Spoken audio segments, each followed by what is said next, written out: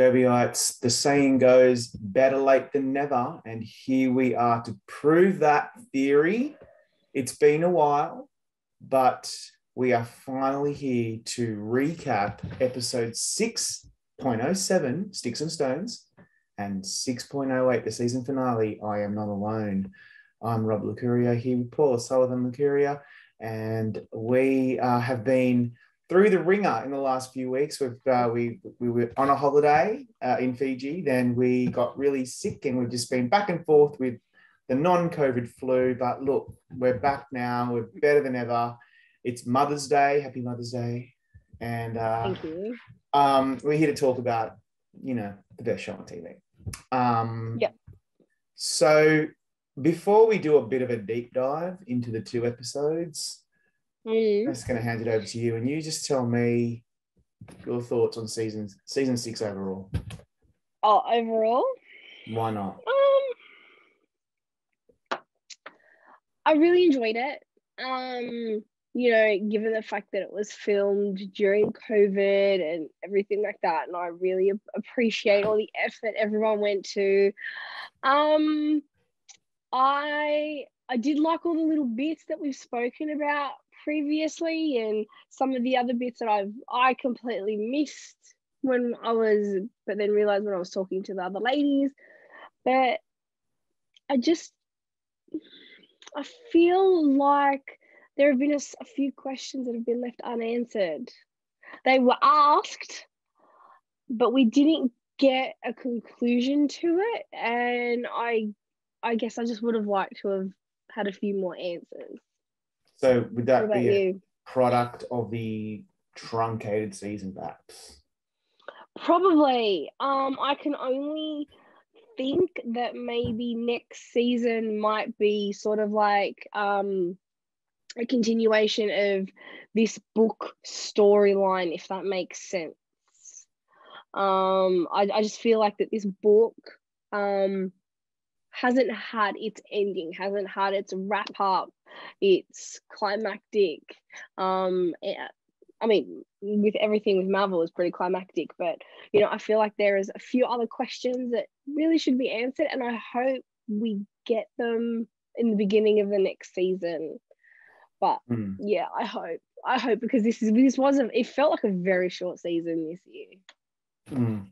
Let's do a bit of a deep dive into 607 and 608. So firstly with 607, which we weren't able to recap after it streamed and aired. From looking at my notes, I think the most important part of the episode were the hallucinations that Claire has while Malva's body lays cold in the surgery. It was very... I think it opened our eyes to Claire's mindset and the trauma that she's been carrying. She's been quite...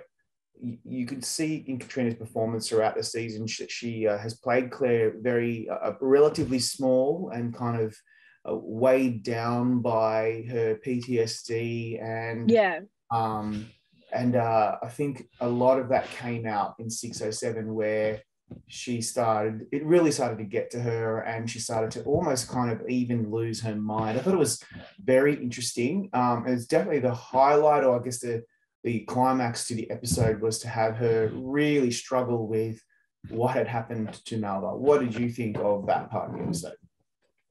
Yeah, I agree with you. I really think that Katrina did a great job in showing that now she's sort of spoken to Jamie about all of this, and that sort of weight has slowly started to come off, especially for a penultimate episode when there's got to be something big cliffhanger in the next episode to happen. So yeah.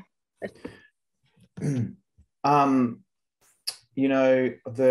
of my favorite lines from the episode is when Jamie says, "We all have a darkness inside us, Sassenach." And I think the show does a really good job with having the characters portray, that inner those inner demons that, you know, because they've all been through quite harrowing traumas in their own way. And it's just, you know, I feel like it would have felt really fake and disingenuous for us not to see Claire really fall apart. And not that I'm glad to see it, but I was really satisfied with the way that the episode made us feel that Claire was just falling apart. She's usually so stoic and strong, but there's only so much this woman can take. Yeah, for sure. And like in that one line, it sort of like gives you it alludes to all the things that have happened in the past.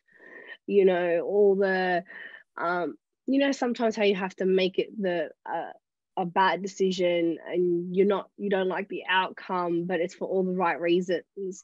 And like that's something that Jamie's been through a lot of those, and Claire has been there by his side.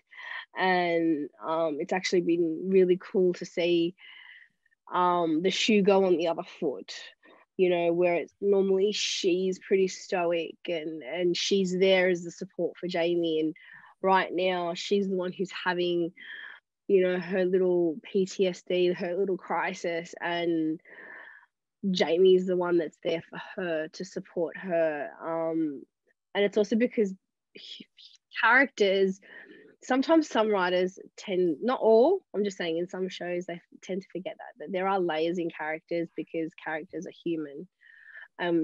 No one is ever black or white. There is a heap of grey in there, and that one little sentence really highlighted the fact that we're just not black and white. We are several hundred shades of grey.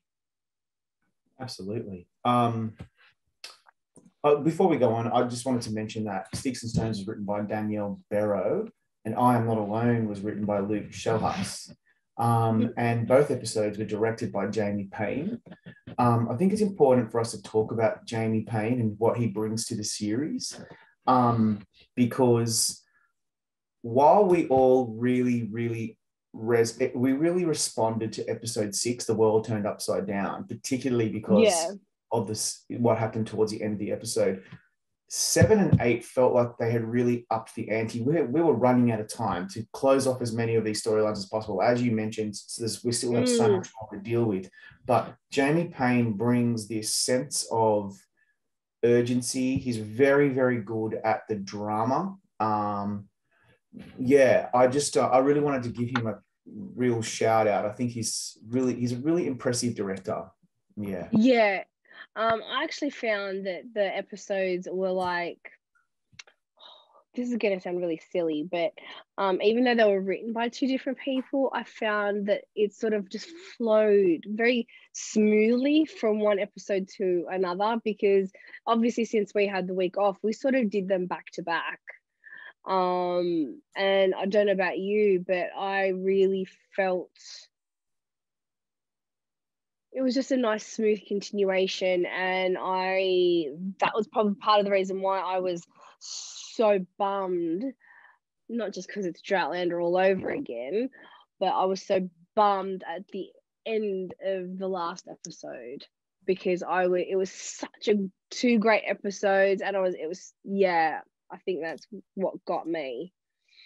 Yeah, it's something also that occurred to me. Our friend Diane Manning, who we're hoping to bring back soon for a post-season chat, mentioned that she had heard that Katrina and Sam have talked about how collaborative Jamie Payne, that he is. So I just think that he is. And I just think, well, it really shows, because it just felt like these two episodes had a real spark to them that perhaps maybe some of the other episodes missed. Although this is really not a criticism. I found the whole season to be really quite cohesive and really engaging. And I didn't really have many issues with the season, to be honest, like I did perhaps maybe with one or two of the other seasons. But I just find Jamie Payne to be a really, really impressive director. So anyway. He was very good. Very good. What else can we talk about when it comes to episode 7? I think we should probably bring up the Christies and how they start accusing Claire of wrongdoing. Tom Christie is a really complicated and interesting character because I That's really one way of want, putting it. I wouldn't put yeah, it that way, but I want to anyway. dislike him, but I feel there's a connection between Tom and Claire, and I just can't really put my finger on what it is that they have this weird chemistry. What do you make of that? I think.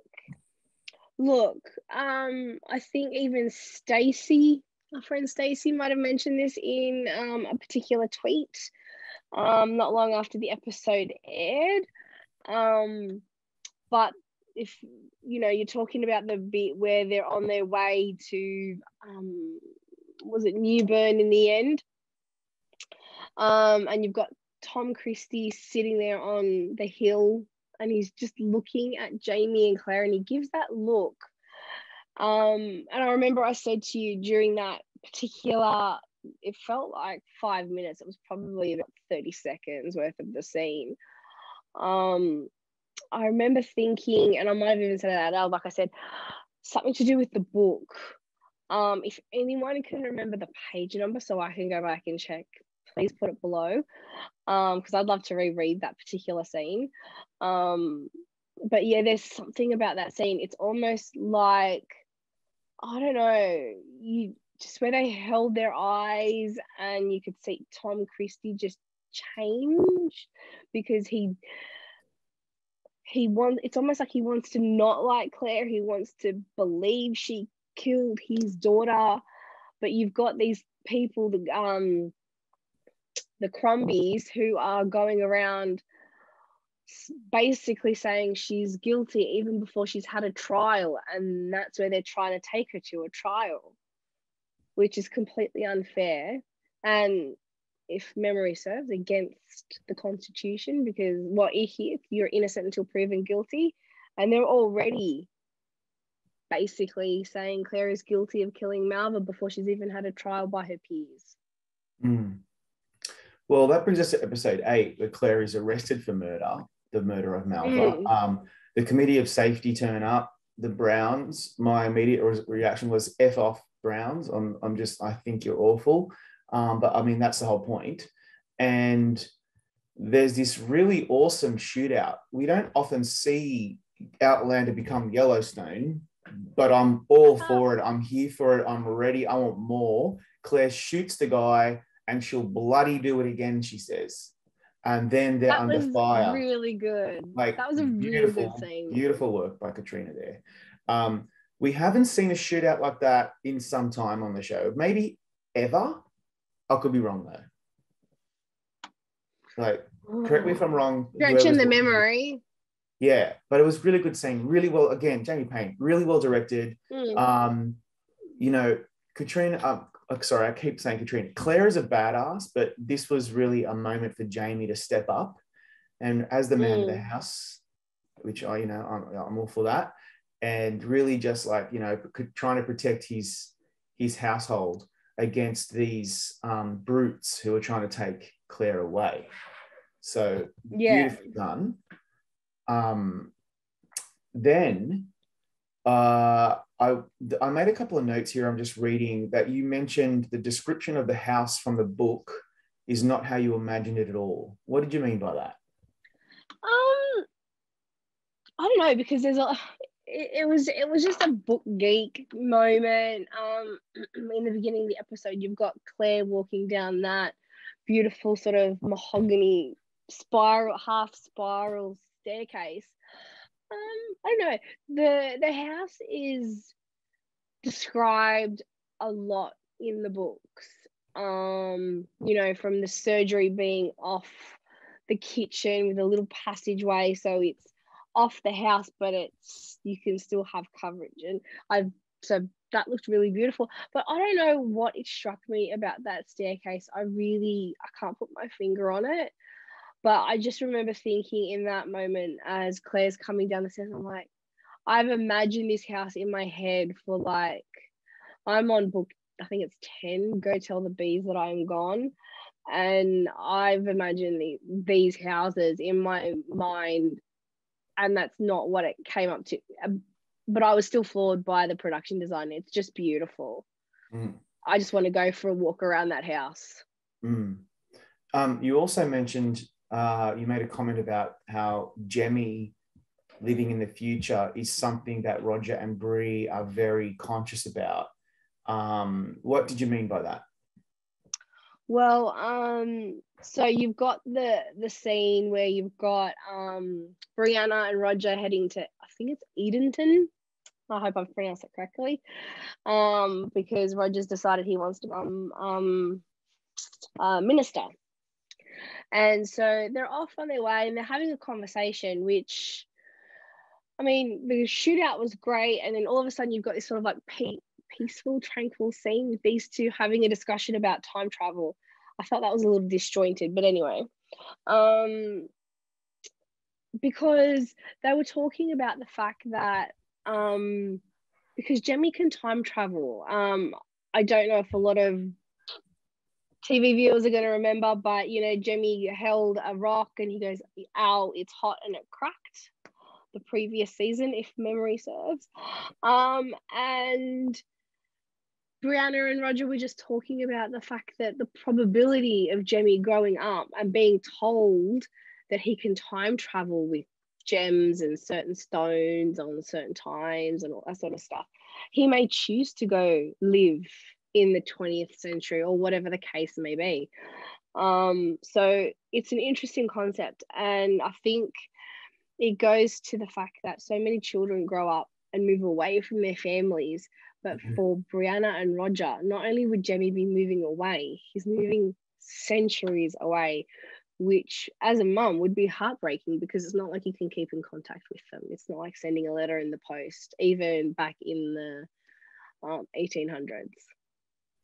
Yeah. So yeah, it got the feels as a mum. It just got the feels.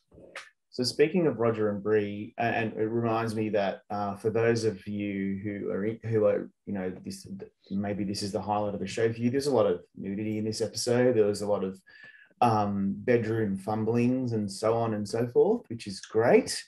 And I think, you know, Roger and Bree, we just haven't seen enough of them this season. Sorry to say, that is a real criticism that I have of the season, and that is, you know what, some fans probably love that because they just want this to be the Claire and Jamie show, and that's totally understandable. But yeah. I really, really enjoy seeing Sophie Skelton and Rick Rankin interacting and playing these characters, and I want to see more. Like, we just didn't get enough, particularly for Bree. I think Sophie Skelton was really underutilized this season, and that's a real shame. I get why. Rick got a bit more to do as Roger, but yeah, I just their scenes together were great, but I just felt like they were plonked in there kind of as almost as like things that just didn't fit into the whole reason for the episode. The fact that it was so much about Claire and Jamie. The grand scheme of the episode. It's just strange. Yeah, like going back to how, you know, you've got this big shootout happening. You know, Jamie and Claire discussing, could this be their demise? And then you've got this really cute little story, and you've got, you know, Brianna and Roger doing what they do in their tent and everything like that. But can we talk about the other cute thing with Brianna and Roger, please? Go for it. Okay, I got a little teary. I hope you missed it. I got a little teary when they had to cut Jemmie's hair, and he has that birthmark. Oh yeah. Yeah. So I'm sure the fans of the show would have loved that, because it just really it proves that Jemmie, after all this time, they are certain that Jemmie is Roger's. Yes. Are they because sure? Like, because Jemmie has a nevus, does that mean definitely that he's Roger's? Were you not listening in the episode? Probably not. because Roger said he had the same one in the same spot. I'm just saying, scientifically, what if some other bloke had a nevus as well? That's all I'm saying. But that's not the point, is what you're saying. That's not the point. Suspend disbelief and just go with it. The only one who has a nevus that's been within 10 miles of Brianna during conception was Roger. Okay? Sure. Go with it. I totally hear you, but I was maybe that's because of my dead black heart. But yeah, I saw that you were getting all like into that moment, and that's cool. I mean, that's the whole point. Yeah, that was great. I loved it, but it felt just a smidge disjointed, like massive drama, parents gonna die. Oh, but let's talk about this. Yeah. So then this is a statement I'm going to make about Outlander as a whole, but particularly this episode. The show is at its best, regardless of how I feel about Sophie Skeleton and Rick Rankin and John Bell and all the other amazing actors. When it's just the two of them, Claire and Jamie, talking, quietly interacting, showing how connected they are. And there was a lot of that in this episode. There was. I agree. That was very well done. The quote, like, how many times do you think I've been close to dying? And the discussion about the 9 lives and the fortune teller. Oh my God, that got me. That got me too. Yeah. That was really cool. That is a connection for the ages. It's aspirational. And it just goes to show that they hit, like, this was a casting coup, like no other show that I've seen in a very long time. Yeah. Where you've got, they cast Sam Heughan pretty early on. And Katrina was only cast towards the end, very late in the piece, where they brought her on for a chemistry read, which is very common, and realized that, I mean, I've heard Katrina talk about this in interviews, particularly the fantastic interview she did with Scott Feinberg at The Hollywood Reporter, where there was just this spark. And I know we hear this all the time. It's like so cliche these days to hear about chemistry, but like this is real. And this show would be nothing without those two. And you watch their Instagram lives and their little YouTube clips, and you can just see the way they interact. Like they're just, firstly, they're beautiful people. We've had the pleasure of meeting both of them, but they're really good actors and they just work so well together. And when the episode is firing and the show is firing on all cylinders when they are at their best together. Yeah, look, I would have to agree with you on that one. I really enjoyed that scene as well. You know, that little bit of a lull between all the fighting, and they're thinking they're going to get smoked out of their house. Even Jamie said, don't believe everything in the newspapers, which I found quite funny. Because they were talking about their death notice. Yeah, goes back to like, yeah, anyway. But yeah, no, it was really sweet. It was great to see. And you can see the characters of Roger and Brianna, that you can see that this is the goal. Like you said, this is aspirational, and you can see they're trying to achieve that, because we have that one scene with Brianna and Roger, and then we go and have that scene with Claire and Jamie. Yeah. So yeah, it was, I loved that, talking about the 9 lives, and they spoke about all the things they've been through together, and how once, like, she came back through the stones, they made a promise that they're never going to do anything apart ever again, and that is still continued in all of the books since,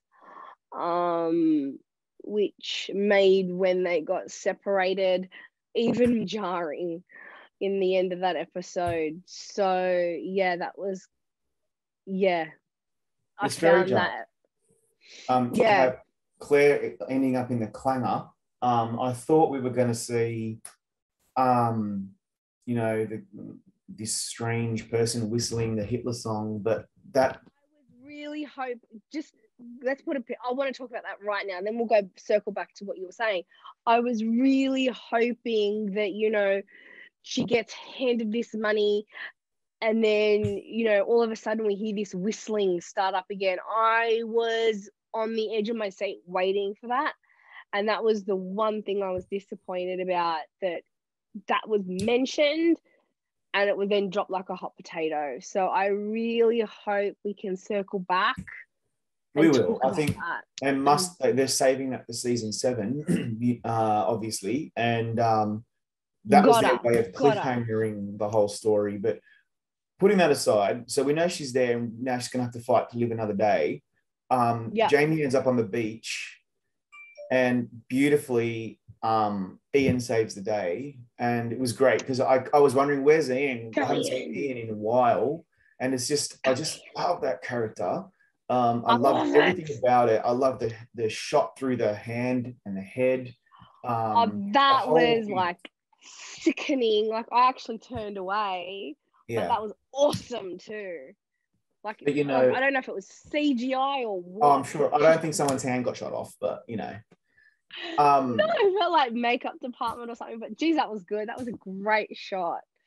I really liked. And then finally, it's something that came up in my discussion with superfan Haley Beaupre, who we're going to meet shortly on this chat, with a chat that I recorded earlier. But Sam has played Jamie very reserved, not very, but more reserved, calm, stoic this season, because he had to be that way. He is in charge. He's a leader. He is, you know, this is his ridge. This is his family. He is responsible. He's like the leader of the clan, just like. He's older now, wiser, but we get on that beach. He's been separated from Claire, and it's all bets are off. And we finally get to see that fire in Jamie that we haven't really seen this season for very good reason. In a long time. That they were able to just let Sam Heughan loose, and he just sold it. He was exceptionally good at in the final few minutes of this season. And I got goosebumps when they came riding in and yelling. Oh, yeah, I still get goosebumps thinking about that. That was a great scene. Yeah. So that's where we're at now. I think we're going to leave it there. Everybody, obviously, we apologize if we've been a little low energy today, but we are both really struggling with illness. We're fine, but you know, it's just something that takes time and to recover, because we lead very busy lives. But what we're going to do now is, I did record a chat earlier with Haley Beaupre. She's got a fascinating story. She's an American who moved to Scotland because of her love affair with Outlander. And she is just a real engaging, interesting person. She's got some great insights. So everybody stay tuned for that. And then we'll be back soon. I've got a great chat coming up with my fellow journalist, Reshma Gopaldas, who writes for She Knows. And we had a fantastic chat about Outlander. That will be coming soon, probably next week. And then after that, we'd really love to invite back our super fans for one big, massive, crazy Lollapalooza type get together to talk about Outlander. So stay tuned for that. We will record that soon. Everybody stay with Gold Derby. This is going to be a long and painful Outlander once more, but we're going to try to give you as much Outlander content as we can as we go for the next few months while we wait for season 7 to arrive. In the meantime, I just want to thank you from the bottom of our heart for following us this season and being patient with us. We've had a really great time introducing you all to some of the most amazing fans that we've come to get to know, and sharing our love of this show with you all. So thank you very much. Derbyites, we are back with a special guest. It's Haley Beaupre, who is one of our super fans that we have come into contact with on social media. I'm so delighted to have her on. Welcome, Haley. Thank you for having me. So as we all know, we've decided to invite a few people that we really kind of have connected with over social media, over, you know, the best show on TV, Outlander. And so it was so lovely for you to contact me a couple of weeks ago. You know, we got to know each other, and I think it's absolutely warranted that we bring you on, because you've got quite an interesting story, Haley. So first of all, before we even get into it, why don't you just give us a bit more of a background about who you are and how you got into the show? So you can I'm sure tell by my accent, I'm actually from the States, but I live in Scotland. I've lived here for over a year and a half now. Yeah, I was introduced to Outlander about this month is actually 4 years ago. And I think we're almost to the day, actually. I'll have to post about it. So I got introduced to the show by my mom, and I was hooked right off the bat. And I actually had a trip booked to Scotland 2 weeks later, before I even knew what Outlander was. And I got booked. I found a tour company last minute, Highlander Tours, to do a one-day Outlander tour, going to all the sites and everything. And I met Andy McLinden, who's Andy the Highlander, and I went on this tour with him, and I was completely blown away. And I decided that day that I was going to move to Scotland, get educated, become a tour guide, and make Outlander like my actual living reality. And that's exactly what I've done 4 years later.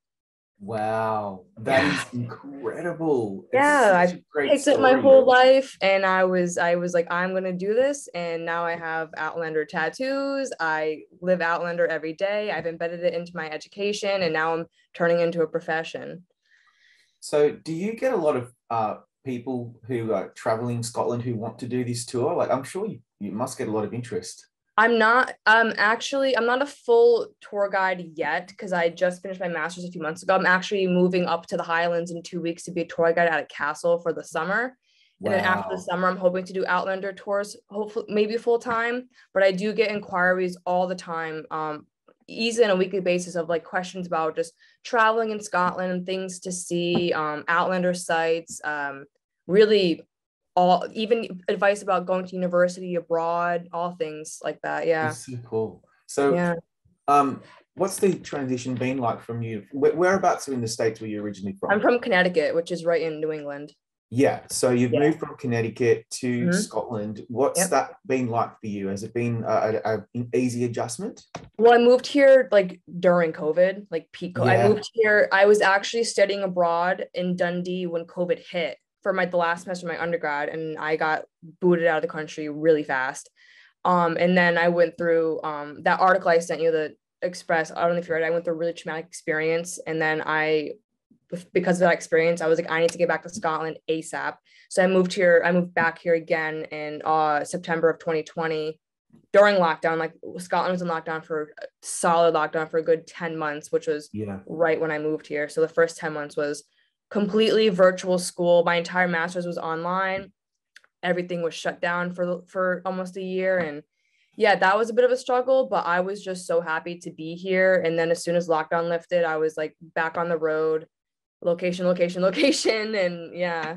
But yeah, the transition for me personally has been great, because I know that I belong here. I'm meant to live here, and I'm very, very happy here. So it's just so interesting that you became interested in a TV show, and and obviously based on a series of books. It's a whole world really that people have become immersed in, and you fell in love with it, and it kind of brought you to this whole new chapter in your life. It's fascinating to me. And I turned it into my education as well. Like I became a Scottish historian because of this show. So I have a bachelor's and a master's based on real history, but the underlying of it is because there's so much. It's such a rich history, and I think Outlander and Men in Kilts and lots of other kind of offshoots from Outlander have really made so many of us so fascinated by their culture.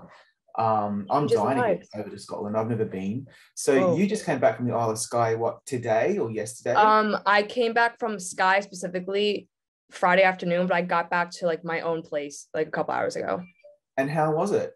It was beautiful. The weather was so unlike Skye. It was warm, it was sunny, it was absolutely stunning. I'll be sure to post some pictures and everything. Yeah, beautiful. Yeah. So what is it about Outlander? Why do you think that it really captured your heart the way it did? I think I get asked this question a lot when people learn my story, and it's really just I don't know. I wish I had like such a simple answer, but I just remember like the day that I started it, I had a math final at 8:00 in the morning, and I started it, and I was up until 4:30 a.m. watching it that night. And I took my final on 2 hours of sleep, because I just remember like the opening shot of Glencoe, jaw on the floor. Like I just, from that second, I was like, oh my goodness, this is different. And then I just completely fell in love. I wasn't just like, oh, it's not just the love story. It's just the entire story, from the Scottish culture, the landscapes, Jamie and Claire, like Claire as a strong female character that all of us look up to for so many reasons. Like everything about it has something in it for everyone, and it just has such a magic to it. And even going to some of the locations, like the big ones, like Midhope Castle, which is Lallybroch, and then Craignadoon, which is an actual hill, just no stones there. I have cried at these locations. I've literally gone up there and walking up to them crying, because you can just feel it around you, and it just has such as I can get emotional talking about it right now. It just has such this emotional like grasp, like right on your heart. And like I don't want to sound like cheesy or anything, but that's really how it is. There's just something within the story that just encapsulates you, and like you can't even describe it. It's just so beautiful and so powerful. Like I picked up my whole life to capture this emotion, and incredible. It's so powerful. You know, I try to explain it to people because obviously, as you know, like I cover a lot of different TV shows and I meet a lot of different people, but there's nothing quite like the fandom for Outlander. And sometimes I get eye rolls or like, oh yeah, they're all crazy. And I'm like, no, they're really not. It's just a show that captures call it passion. Passion. Really passionate. Very passionate. It captures people's imagination. It captures their heart, because the show is, to me, the show has a purity about it. It's just, it's not, there's no like real, it's not sarcastic. It's not ironic. It's just purely about this romance, and it's about these characters, and it's about this place and time, and their lives. And it's a beautiful show. And so, what do you think about the fandom? Because have you met a lot of people online who share your love for the show? Yeah, it's actually, I talk about this all the time. I've talked about this in other interviews as well. Some of my closest friends I've never met in real life. But it's like it's so silly to say, oh yeah, some of my closest friends, I've never met them, because they're from all over the world. But like a lot of them are back in the States. A couple weeks, not even a month ago, I went down to Edinburgh for the weekend and met one of my good friends, Alina. She was from Luxembourg, and we've been friends for years, and we met for the first time in Edinburgh a couple weeks ago. And I showed her all around. I was like, you're my first like real friend, and that I'm meeting in real life. Like the whole time we're like, oh my God, this is real life. And then I got offered a ticket to the London premiere back in February. I wasn't able to get a ticket myself because they sold out in seconds, but someone had reached out to me with an extra ticket, and I was able to go and like go with all these people that I feel like I've known for so long, and like meeting them in the flesh for the first time. It's like we don't even need like the icebergs. We know each other so well, but now it's like this is real, and it's absolutely amazing. And even the premiere, it was like, it's kind of like a big family coming together, because we're all just getting to share our love and have this experience of something that we all care so much about, and something we're so interested in, and getting to share that with people that share that feeling with you. Because my my real life friends, they're not really into Outlander, which is awful. What's wrong with them? Yeah, I know. Like, why am I supposed to do? So it's like I'm like finally with this group of people that they understand, because we all feel the same way, and it's amazing. I totally get it. You know, just from my own perspective, this was a show that Paula was really into, because she was reading the books, and she's a twin, so her twin sister Eleanor is also really into it. And I was always like, nah, I'm not really into this. Like, looks like a woman's show. It's not something I'm really into. But then, of course, you know, when you're married to someone, you end up sitting on the couch together and you watch the same thing. So as I started watching, I'm like, oh, this is really good. And then I started covering it for Gold Derby, and now I'm totally invested. So I get it. And also, I remember when I was a kid, or a late teenager, I was really into the X-Files. I met a whole bunch of people online. I ended up traveling with people in a state that I've never met before. So I get it. TV shows and passion bring people together. It's like, I never met you in real life, but I would trust you with anything. like wholeheartedly. You know, we have the same sensibility. Yes. And we're not completely crazy people, although, you know, some people probably think that we are, but that's okay. I mean, like, I have like my tattoos, like, come on, it's not that big of a deal. Like, it's just on me forever. It's not that deep. You don't have one across your face, so that's fine. You know, Exactly. we're good. Exactly. So the question that I like to ask, I've asked this of all the other super fans so far, because you're like our last one for the season, is favorite episode. I know it's a Sophie's choice. I know it's difficult, but you gun to the head, favorite episode. Season 6. No, of all time. Of all time. Yeah. Oh, that's mean.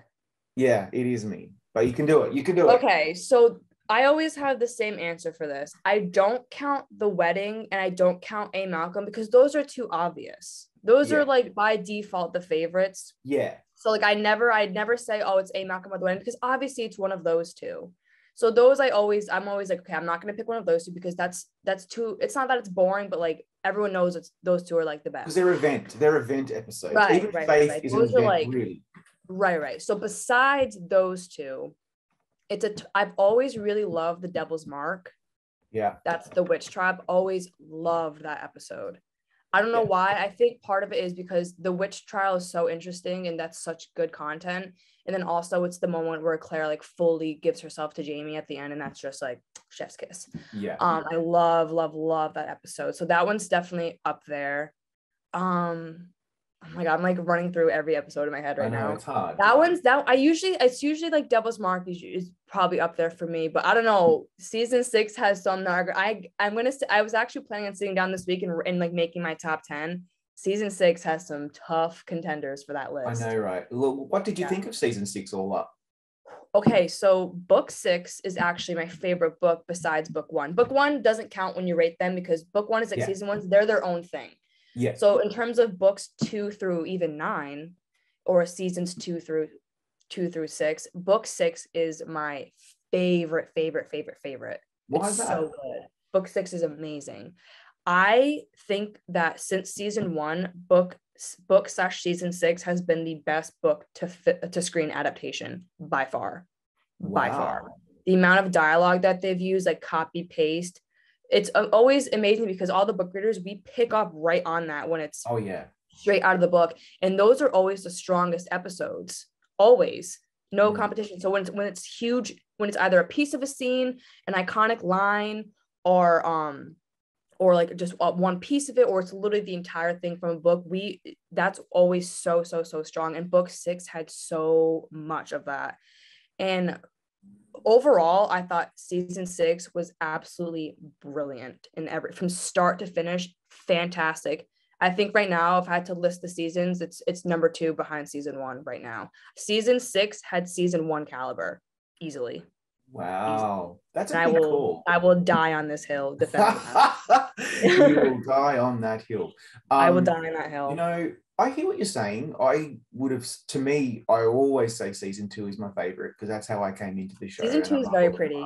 Yes. Yeah. And I thought season 5 was really damn good as well. Oh my gosh. And season 6, like they had a lot going against them with COVID and it was a shorter season. You could tell that they had their obstacles, but they really managed to stick the landing. It was a really good season. I think there's more to it though. Like, can you imagine they had COVID? Katrina was pregnant the whole time. Yeah. It was a shorter season, longer episodes. Everything was so condensed to make this with all that against them. Yeah. This is why it's the greatest show on TV. Yeah. And it's a good attitude to have because people will complain, maybe there wasn't enough Brie, there wasn't enough Roger, or like the storylines weren't hashed out enough. But what do you want? Like, we're so glad that we got a season out of them. So, and it was so, I think, like, one word to describe this season is just strong. I remember at the premiere, Meryl Davis, one thing she had said when they were talking on the panel, and she was like, I don't remember what the question was that she was asked, but I remember her saying that. She said, one thing about season 6 is that because it's so short, you don't get a chance to breathe. And I felt that. It was like every episode was almost like its own movie. Like we didn't have, in previous seasons, because there was so much more time, we had moments or even full episodes where we were kind of like more relaxed, could like chill for a bit. Season 6, not even a millisecond of peace or being able to relax because it was just boom, boom, boom, like the next thing. And I think that's what made these episodes so strong, was because it wasn't like the storylines weren't sped through. It wasn't like they were rushing. It was just so intense. Yeah. And I think that really paid off. Yeah, really dense storytelling. Yeah. Really, yeah, absolutely. Well, you know what? Unfortunately, this is the plight of all the Outlander fans. We now have a long, painful wait for season 7. Outlander is the But bane of my existence. Seriously. they really are Like, tough. I need to like speak to someone like professionally about this. Look, I think all we can do is rewatch the season, and everyone chat online together, and before you know it, season 7 will be premiering. So Sam and Katrina did a live like I don't know, like 3-4 hours ago, and they were like, today, like at work today, they're like, oh yeah, we've already done 2 episodes. It's like, all right, release them. Like, let's see it. And it's like, oh, it's day 1. I'm like, day 1 is 1 day too many. Like, yeah, exactly. Totally agree. Yeah. Well, on that note, Hayley, I really appreciate your time today. Thanks so much for sharing your story. Hopefully we can bring you back for more, we just talking about the show. We might have a session in a few weeks, but in the meantime, thank you for your story, and appreciate you coming on today. I would love to. I mean, hey, anything to talk about Outlander, especially during Outlander, count me in.